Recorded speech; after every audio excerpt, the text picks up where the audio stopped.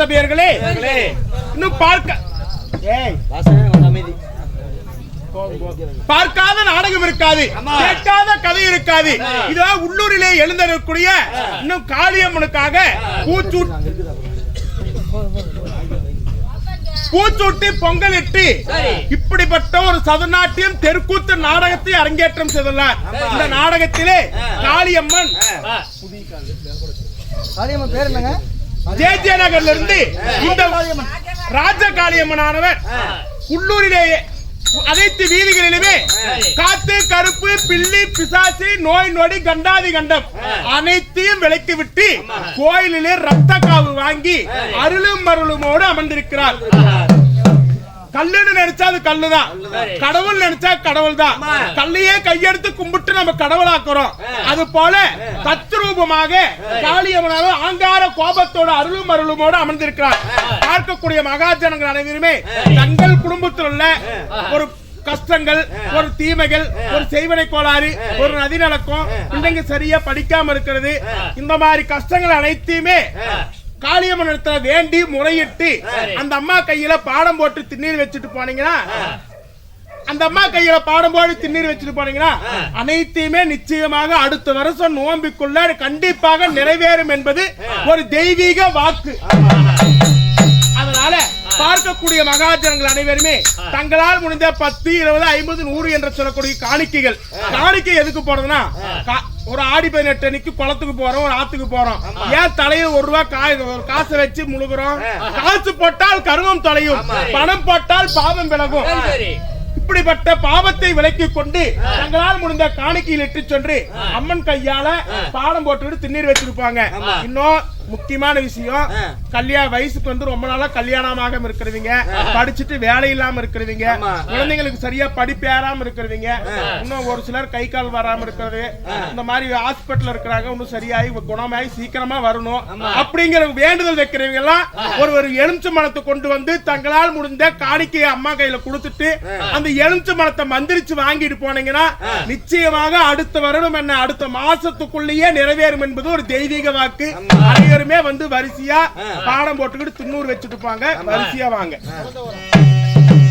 முக்கியமா குழந்தைங்க இல்லாதவங்க ஒரு எலுமிச்சை மரத்தை கொண்டுட்டு வாங்க, அம்மா மந்திரிச்சு கொடுப்பாங்க. பூசாரி ஐயா, என்னுடைய கணவராகப்பட்டவர் எனக்கு சாபத்தை கொடுத்து விட்டார்.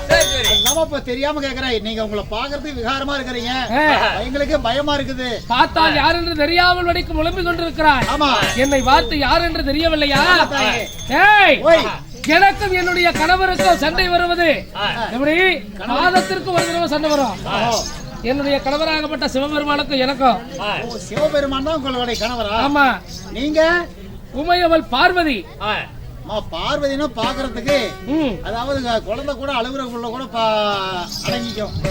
அப்பேற்பட்ட பார்வதியையும் பார்த்திருக்கிறேன்.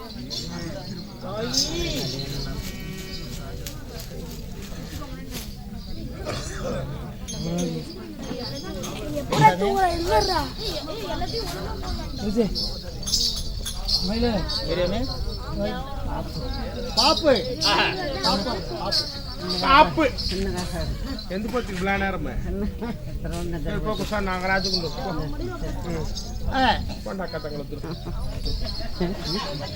அப்படி எனக்கும் என்னுடைய கணவருக்கும் வாக்குவாதம் ஏற்பட்டு ஒரு நிலையில் சண்டையானது அதிகரித்து என்னுடைய கணவராகப்பட்டவர் எனக்கு சாபத்தை கொடுத்து விட்டார். இதோ இடது பாகத்திலே இருக்கக்கூடிய சக்தி இன்று முதல் ஒரு வருடத்திற்கு பணத்திலே இருக்கக்கூடிய மனபத்த காலியாக போ.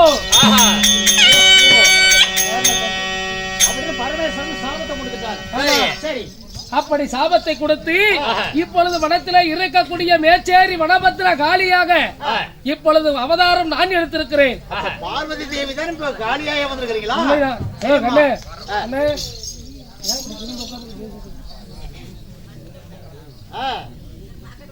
கூத்து பார்க்கலாம், படுத்துவாங்களாம், இல்லைன்னா வீட்டுக்கு போகலாம். கூத்து கெடுக்குறீங்க எல்லாம் சேர்ந்து எங்களை பேசுறாங்க. வாயில பேசாதீங்க, இல்ல வாய் சவுண்ட் வேணாங்கிற. அப்படியே தூக்கி போட்டு ஒரே மெல்ல உள்ள போயிடும். வேணாம் தாய். அப்படி எப்பொழுதுமே என்னுடைய கணவராகப்பட்டவர் எனக்கே சாபத்தை கொடுத்து கொண்டிருக்கிறார். இன்றைய தினத்திலே வழக்கத்திற்கு மாறாக இன்றைய தினம் நான் அவருக்கு சாபத்தை கொடுக்க போகிறேன். யாரு? சிவபெருமானுக்கா? நீங்க என்ன சாபம் கொடுக்க போறீங்க? ஏய், இதோ எப்பொழுதுமே அவர் எனக்கு சாபம் தரதோ அவரை விட்டு ஒரு வருஷம் பிரிஞ்சு போறது வழக்கமா இருந்தது. என்னையுமே இப்படி வனபத்திர காலியாக சாபத்தை கொடுத்துட்டாருல, அப்படி சாபத்தை கொடுத்துட்டு அவர் என்ன பண்ண போறாரு? என்ன விட்டு தெரியா என்ன பண்ணுவாரு? அதனால என் கூடயே இருக்கணும்ல அவரு. அதனாலே இன்றைய தினமானது அவருக்கு நான் பெருத்த சாபத்தை தர போகிறேன். அப்படியா? ஆமா. என்ன சாபம்னு பார்க்கலாமே. என்ன சாபத்தை கொடுக்க போகிறேன்? அதற்கு முன்பதாக என்னுடைய கணவரை நான் சந்திக்க வேண்டும் அல்லவா? சரிம்மா.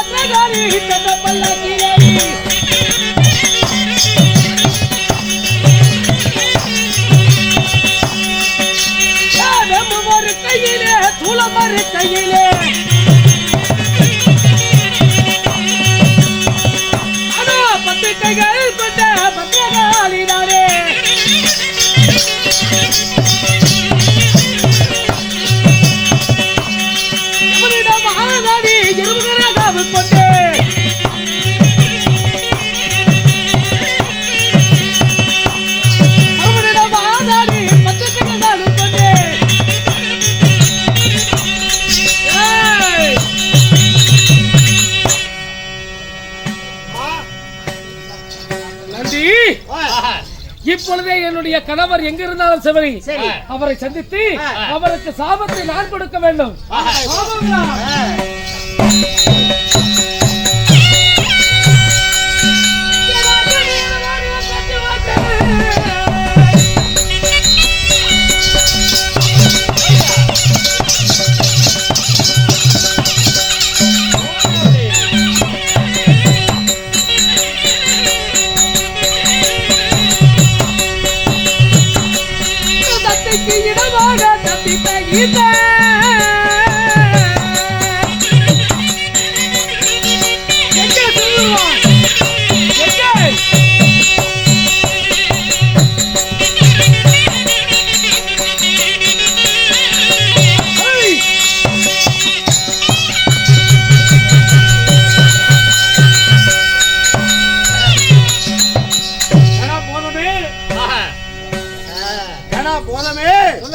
இதோ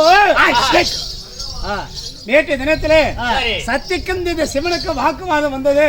வந்தவுடனே என்னை பத்து அடே சிவனே என்று சொல்லி தரைக்குறமாக பேசிவிட்டார். அடே சிவனே, உண்மைதான்.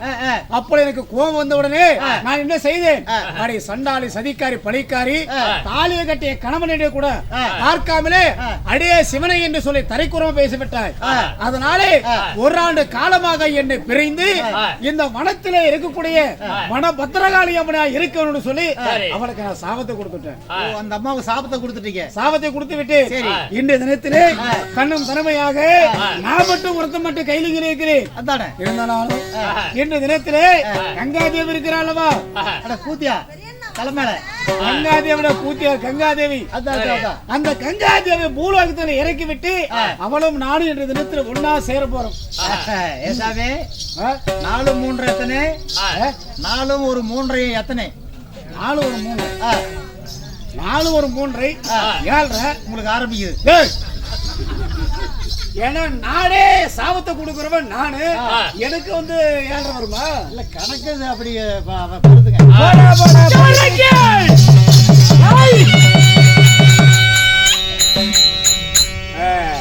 இப்பொழுது எனக்கு புரிந்து விட்டது. இந்த சிவபெருமானுக்கு கானகத்தில் இந்த கைலிகளை தனிமையிலே இருக்கும் பொழுது கணா பூதகரமாக எனக்கு காவலாக இருப்பாங்க. எனக்கு காவலாக வந்திருக்கிறாயா? கணா பூதமா காவலாக வந்திருக்கிறாயா? என்ன சிரிப்பு?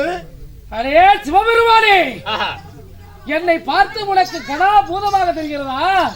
எனக்கு காவலாக இருக்கக்கூடிய பூதம் தான் காவலாக இருப்பாங்க. என்னை பார்த்தால் யார் என்று உனக்கு தெரியவில்லை? தெரியலையே. யார் நீ? உன்னுடைய மனைவியாக கணவராகப்பட்ட உமையவள் பார்வதி தான்.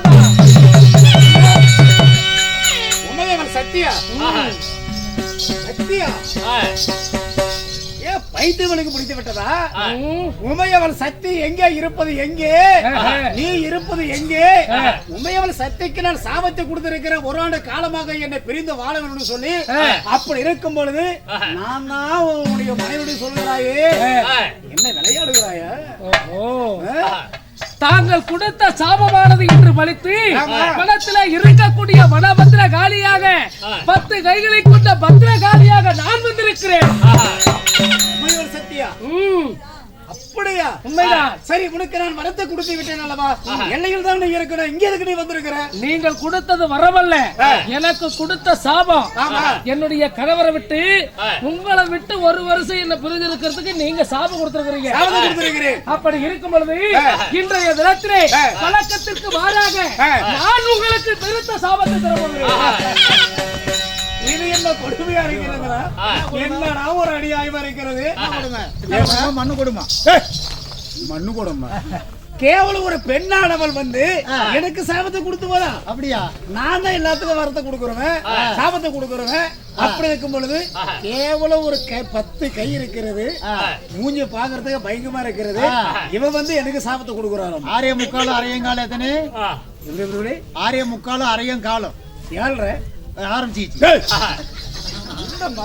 ஒரு வார்த்தை சொல்லிட்டே இருக்கு. இன்றைய தினத்திலே இந்த வனத்தில் இருக்கக்கூடிய வனபத்திர காரியம் ஒரு வருஷம் நான் தனிமையா இருப்பேன்.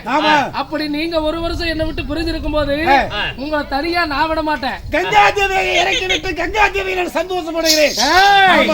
கங்காதேவி இறக்கிட்டு அவ கூட நீ சந்தோஷமா இருப்ப. ஒரு வருஷம் காட்டுல நான் மிருகங்களோட நான் கஷ்டப்படுறதா? வனத்துல இருக்க வேணும். உங்களை ஒருபோதும் நான் விட மாட்டேன். இந்த சிவபெருமானாகப்பட்டவர் என்னுடன் தான் இருக்க வேண்டும். அதனாலே இப்பொழுதே உங்களை ஒரு குழந்தையாக நான் செய்கிறேன். வார்த்தைகள் அதாவது குறிப்பாக ஒரு குடும்பம்னா இருந்தா ஒரு முன்னாடி 2 மாசத்துக்கு சண்டை வரும். இது சகஜம்தான். அப்படி இருக்கும் பொழுது இந்த சிவபெருமானுக்கு நீ வரத்தை கொடுக்கலாமா?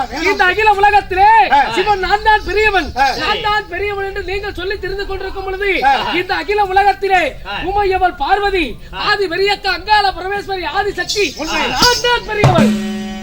அப்படி என்று இன்றைய தினத்திலே நான் தங்களுக்கு பாடத்தை புகட்ட போகிறேன். இருந்தானால எனக்கு நீ சாபத்தை கொடுத்து விட்டால் பூலோகத்துல மக்களும் அத்தனை பேருமே பசியோட இருப்பார்களே, அவருடைய பசியை தீர்ப்பது யார் கண்ணு? அதை பற்றி நான் பார்த்துக் கொள்கிறேன்.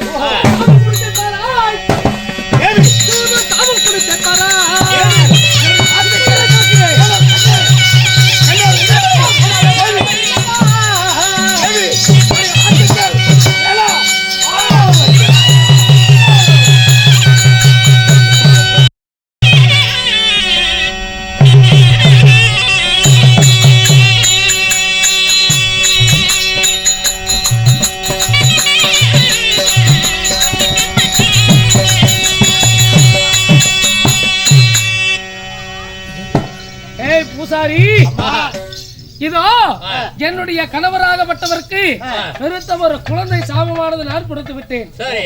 என்ன காரணம்? என்னை விட்டு பிரிந்து யாரு மேல இருக்கிறார், அவளுக்கு மேல கங்காதேவி. ஆமா, அவளை இறக்கி விட்டு என்ன ஒரு வருஷம் பிடிச்சி அனுப்பிட்டு அவ கூட அவர் சந்தோஷமா இருப்பாரு. நான் காட்டுலயும் மேட்லயும் ஒரு வருஷம் நான் சுத்திட்டு இருப்பேன். இதே அவரை ஒரு குழந்தையா பண்ணிக்கிட்டுனா என் கூட அவர் நான் வச்சுக்கல, குழந்தைய உங்க கூட தான் இருக்கும். அப்படி இருக்கும் பொழுது இந்த குழந்தையை நான் பத்திரமாக நான் பார்த்துக் கொள்ள வேண்டும். அப்படி இருந்தாலும் இன்னொரு சந்தேகம். எப்படி? அவருக்கு என்ன வேலை? எல்லா உயிர் ஜீவனங்களுக்கும் படியளக்கிற வேலை அவர் வேலை. அகில உலகத்தில் இருக்கக்கூடிய எறும்பு முதல் யானை கடைசி 84 லட்சம் ஜீவராசிகள், நடப்பன, பரப்பன, நீந்துவன, ஊர்வன என்று சொல்லக்கூடிய அனைத்து ஜீவபேதங்களுக்கும் பொன்னானப்பட்ட சிவபெருமான் தான் படியளக்கிறார். ஆமா, அவரு குழந்தையா செஞ்சு நீங்களே வச்சுக்கிட்டா குடிமக்கள், உலக மக்கள் எல்லாம், உயிர் ஜீவன்கள் எல்லாம் எப்படி உயிர் வாழ முடியும்? அந்த வேலை யாரு செய்யறது? அகில உலகத்திலே சிவபெருமான் இல்லை என்றால் அகில உலகத்தில் இருக்கக்கூடிய மக்கள் அனைவற்று பேருமே பசி பட்டினி என்று சொல்லக்கூடிய காரணத்தினால் அனைவற்று பேருமே இறந்து நாடே சுடுகாடாகிவிடும். உண்மை அல்லவா? உண்மைதான். அப்படி இருக்கும் பொழுது இன்றைய தினத்திலே உடனடியாக இந்த உலகத்தில் இருக்கக்கூடிய அனைத்து பாமர மக்களுக்கும் படி இழக்க வேண்டும் அல்லவா? படி இழப்பது என்றால் என்ன? படி இழக்கிறதுனா எப்படி? உலகத்தில் இருக்கக்கூடிய அனைத்து மக்களுக்கும் சாப்பிடுறதுக்கு சாப்பாடு வேணும். ஆமாங்க, வயிற்றுக்கு ஆகாரம் இருந்தா உயிர் வாழ முடியும். சிவனுடைய வேலை உலகத்தில் இருக்க அனைத்து மக்களுக்கும் சாப்பாடு போடுறதுதான். ஆமா, உண்மை அல்லவா? அதனாலே இன்றைய தினத்திலே அன்னபூரணியாக நான் அவதாரத்தை எடுத்து உலகத்தில் இருக்கக்கூடிய அனைத்து மக்களுக்கும் நான் படியிழக்க போகிறேன். அது இன்னொரு சந்தேகம். எப்படி? அன்னபூரணியாக உருவம் எடுத்து அவர் செய்யற படியிழக்கிற வேலை நீங்க செய்யறீங்க. ஆனா இந்த குழந்தைய பாப்பீங்களா? படியிழக்கிற வேலை நீங்க செய்வீங்களா? என்ன இது ஆச்சரியமாக இருக்கிறது. நீ சொல்லக்கூடிய வார்த்தையானது விந்தையிலும் விந்தையிலவா காட்சியளிக்கிறது. ஆமா தாயே, நான் படியலுக்கு சென்று விட்டேன் என்றால் இந்த குழந்தையை யார் பார்த்துக் கொள்வது? அகில உலகத்திலே சிவபெருமானாகப்பட்டவர் சக்தியுடைய கோபத்தாலே ஒரு சிறு குழந்தை ஆக்கப்பட்டவர். அப்படி இந்த செய்தி தெரிந்து விட்டாலே உலகத்தில் இருக்கக்கூடிய அனைத்து அரக்கர்களோ நமக்கு எதிரியாக இருக்கக்கூடிய அனைவற்று பேருமே இது தெரிஞ்சுக்கிட்டாங்கன்னா இவரை பார்த்தா விடுவாங்களா? விட மாட்டாங்க. இவரும் நம்ம கூட இருக்கணும். உலகத்தில் இருக்கக்கூடிய அனைத்து மக்களையும் பசியாற்ற வேண்டும். அதற்கு என்ன வழி செய்வது? என்ன வழி செய்வது? யோசனை பண்ணுங்க. இப்படி செய்யலாமா? என்னுடைய மகனாகப்பட்ட யாரு? என்னுடைய மகன் இருக்கிறான் அல்லவா, விநாயகன். 2 பசங்க. எனக்கு இருப்பது இருமகன். யாரு? விநாயகர், முருகன். ஆமா. அப்படி இருக்கும் பொழுது என்னுடைய மகனாகப்பட்ட விநாயகனை கொடுத்துட்டு போயிடலாமா? ஏமா உங்களுக்கு ஏதாவது தெரியுதா? விநாயகன் வந்து மதிப்பிற்கும் மரியாதைக்கும் உரிய பிரசாந்த் அவர்களுக்கு ராகு கேது இருக்குதுங்க. திருமணமாகவில்லை என்பதற்காக காளிகா தேவி இடத்துல சன்னதியில ஒரு காணிக்கை கொடுத்து நல்லபடியா பிரசாந்துக்கு ராகு கேது காத்து கருப்பு இதெல்லாம் விலகி நல்லபடியா ஒரு அழகான வாழ்க்கை துணை அமையணும் அப்படின்னு அம்மா வந்து வர கேட்கிறாங்க.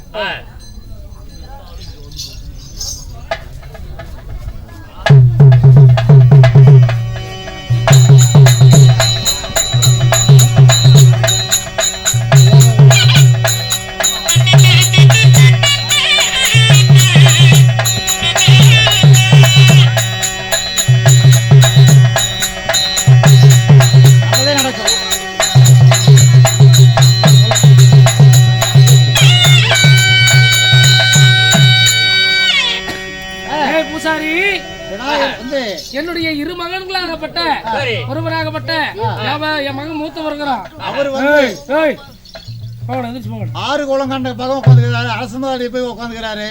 அவரு பேல அவரு பானம் அவரு கைது தூக்கிட்டு அவரு போக முடியுமா, வர முடியுமா? அதனால குழந்தைய பாத்துக்க முடியுமா? நீ சொல்வது உண்மைதான். யாராவது அவளு பொட்டுக்கல்ல கொடுத்தா அங்கேயே உட்காந்து தின்னு சுண்டல் கொடுத்தாலும் அங்கேயே உட்காந்துக்குவான். அவனை நம்பி என் புருஷன் நான் ஒப்படைச்சிட்டு அவன்கிட்ட போக முடியாது. அதனால மகனாகப்பட்ட முருகப்பெருமான் இருக்கிறான், அவன் கிட்ட கொடுத்துட்டு போனா அவங்க அப்பாவை பத்திரமா பாத்துக்குவான். சரி, அதனாலே சீக்கிரமாக சென்று மகனாகப்பட்ட முருகனை நான் சந்திக்க வேண்டும். சீக்கிரமாக போகலாமா? போகலாம்.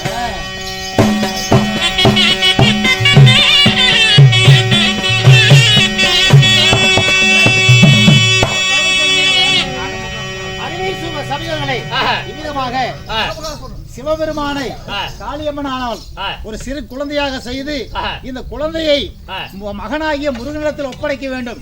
அப்படி என்று சொல்லி இளைய மகனாகிய முருகனை தேடி செல்ல, அதே வேளையில் மேகலோகத்தை ஆண்டு வரக்கூடிய அரக்கர் குலத்திலே இரக்கம் இல்லாமல் பிறந்த அகமுகாசுரன் என்று சொல்லக்கூடிய ஒரு அசுரன் அரக்கன் சபை தர்பார் மற்ற விஷயம் அவரால் அறியலாம்.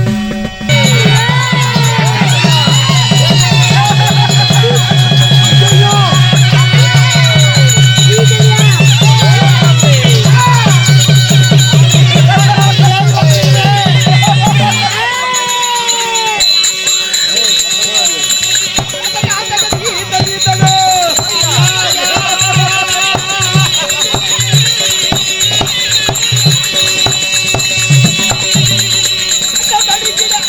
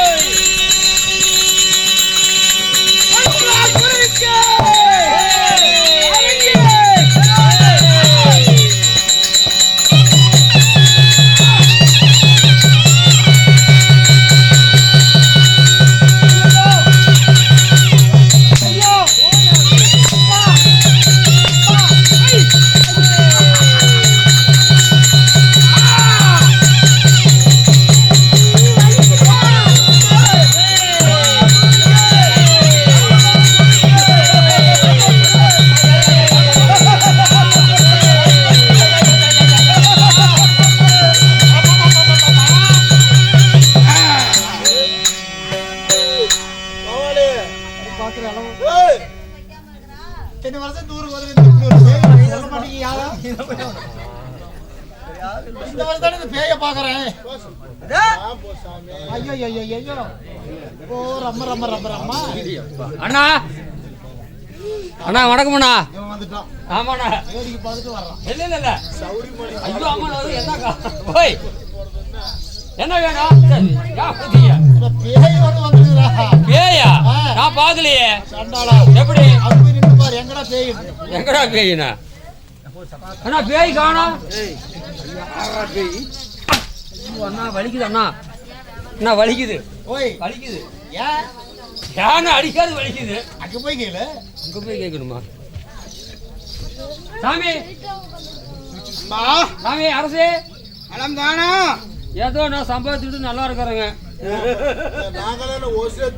ஏதோ இப்ப எது கும்பிட்ட கூப்பிட்டியா சாமி அரிசு பாருங்க அரிசுங்கிறாங்கப்ல நீ வைத்து வயதுறான் அப்படியா அவரு கூட குந்தி கொண்டார் டைப்ல கார விடமாட்டார் வாங்கி விட்டேன் உங்களுக்கு என்ன வேணும் என்னுடைய முன்னாள் மந்திரி நான் அழைத்ததாக அழைத்து கொண்டு ஓடு சரி மூடுறா அண்ணா அண்ணா அதுல பாத்தீங்கன்னா பாக்குறது நான் சொல்ற வார்த்தையெல்லாம் கேட்டுக்கோ சொல்லுவாயா அங்க அவரு இருக்காருல்ல அவரு உங்களை கையோட கூட்டிட்டு வர சொன்னார் அவருதான் அண்ணா வர சொன்னாரா யாரு அதான் நக்கலாரு பாத்தியா அவர் வர சொன்னார்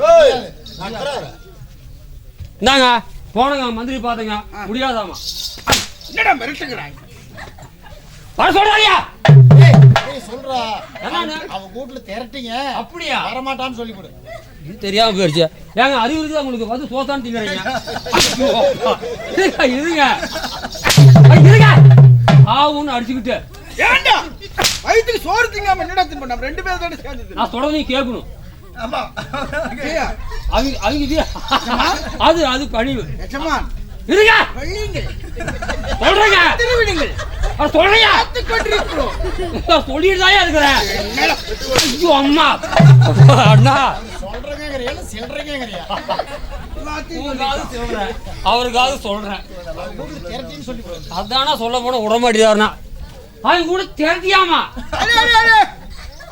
யாருக்கு தட்டுன்னு கேட்டு வந்தியாடா தெரியலையே ஆண்டா அத கேட்கவே இப்ப கேக்குறேன்டா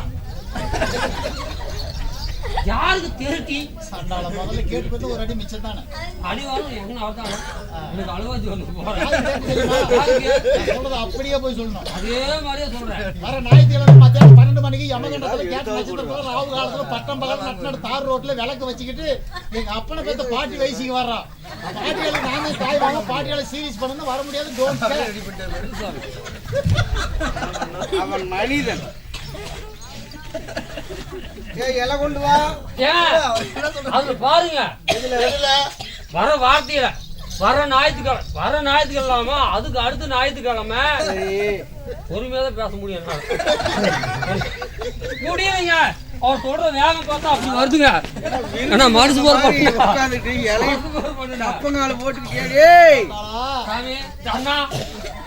ஞாயிற்றுக்கிழமை மத்தியானம் 12 மணிக்கு யமகண்டத்துல கேட்ட நட்சத்திரத்துல ராவு காலத்துல பட்டம் பகல் நட்டு தார் ரோட்ல விளக்கு வச்சுக்கிட்டு எங்க அப்பனை பெத்த பாட்டி வயசுக்கு வர்றா பாட்டியால் நான் தான் தாய் மாமா பாட்டியால சீரியஸ் பண்ணணும் வர முடியாது டோன்ட் கேர் அதுட்ட பரவாயில்ல வந்துரு போட தண்ணி சாமி அவங்க மந்திரி என்ன சொன்னாருன்னா என்ன சொன்னான் நாங்க சொன்ன ரெண்டு பேர்த்தையும் ஏன் அவசரப்படுறீங்க சொன்னாலியா சொன்னா